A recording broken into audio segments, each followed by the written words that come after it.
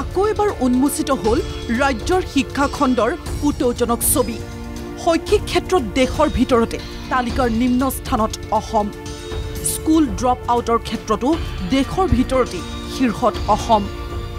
BJP নেতৃত্বাধীন চৰকাৰৰ দিনত ৰাজ্যৰ শিক্ষা ব্যৱস্থাৰ আমূল পৰিৱৰ্তন হৈছে বুলি বিভিন্ন সময়ত ঢাক ঢোল বজাই থকাৰ সময়তে উন্মোচিত হৈছে ৰাজ্যৰ শিক্ষা খণ্ডৰ শোচনীয় অৱস্থা। শেহতীয়াকৈ প্ৰকাশ পোৱা কেন্দ্ৰীয় শিক্ষা মন্ত্ৰালয়ৰ পাৰফৰ্মেন্স গ্ৰেড ইণ্ডেক্সত প্ৰতিফলিত হৈছে দেশৰ লগতে অসমৰো শিক্ষা ব্যৱস্থাৰ কেতবোৰ গুৰুত্বপূৰ্ণ তথ্য। সেই অনুসৰি শিক্ষাৰ ক্ষেত্ৰত সৰ্বভাৰতীয় পৰ্যায়ত অসমৰ স্থান তলৰ পৰা দ্বিতীয়।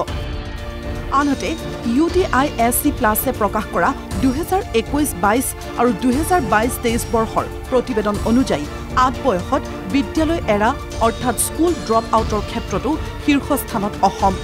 প্ৰতিবেদনৰ তথ্য অনুসৰি নিম্ন প্ৰাথমিক পৰ্যায়ত অসমত স্কুল এৰাৰ হাৰ হৈছে 6%। বিপৰীতে সৰ্বভাৰতীয় পৰ্যায়ত এই হাৰ মাত্ৰ 1.50%। উচ্চ প্ৰাথমিক পৰ্যায়ত অসমত স্কুল এৰাৰ হাৰ হৈছে 8.8%।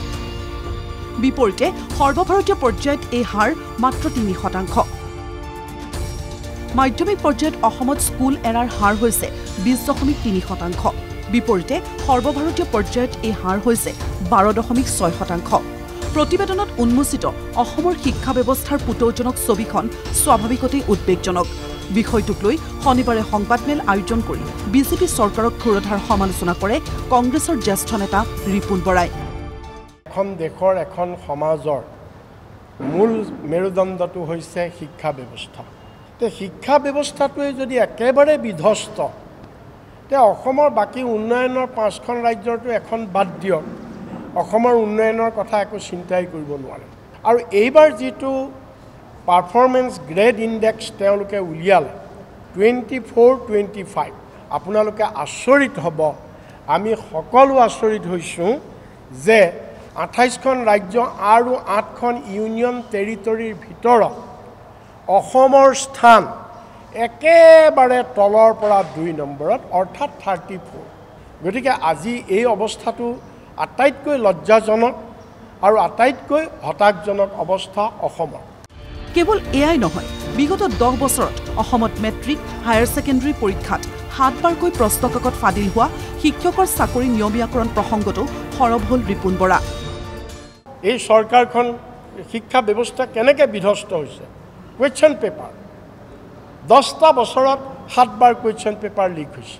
মেট্ৰিক আৰু হায়াৰ ছেকেণ্ডেৰী এই দুইটা মিলাই 7 বাৰকৈ কুৱেশ্যন পেপাৰ লিক হৈছে, এবাৰ দুবাৰ নহয়। এইটো কিমান লজ্জাজনক কথা।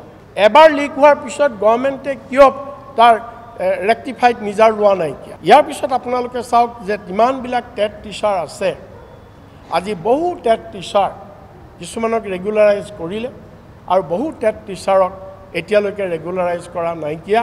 আৰু চবতকৈ ডাঙৰ কথা হৈছে এই মুখ্যমন্ত্ৰী তুগলকী ব্যৱস্থা, বিজেপিৰ তুগলকী ব্যৱস্থাৰ ফলত আজি 7,000 স্কুল আজি বন্ধ হৈ গৈছে। অসমৰ শিক্ষা ব্যৱস্থাত হৰিবল কণ্ডিশ্যন এইটো। ৰাজ্যৰ শিক্ষা খণ্ডৰ এই শোচনীয় অৱস্থাৰ বাবে এসময়ৰ শিক্ষামন্ত্ৰী আৰু বৰ্তমানৰ মুখ্যমন্ত্ৰী হিমন্ত বিশ্ব শৰ্মাকে জগৰীয়া কৰি এইবাৰ ৰিপুণ বৰাৰ কটাক্ষ। য'ত নেকি তেওঁ যেতিয়া এডুকেশ্যন মিনিষ্টাৰ আছিল, এইগৰাকী মুখ্যমন্ত্ৰী যেতিয়া তেওঁ এডুকেশ্যন মিনিষ্টাৰ আছিল, শিক্ষকসকলৰ এখন ৰিভিউ মিটিঙত তেওঁ কি কৈছিলে? এজন শিক্ষকক খাৰা কৰি কি কৈছিলে? যে মালটো আপুনি কেতিয়াৰ পৰা আৰম্ভ কৰে?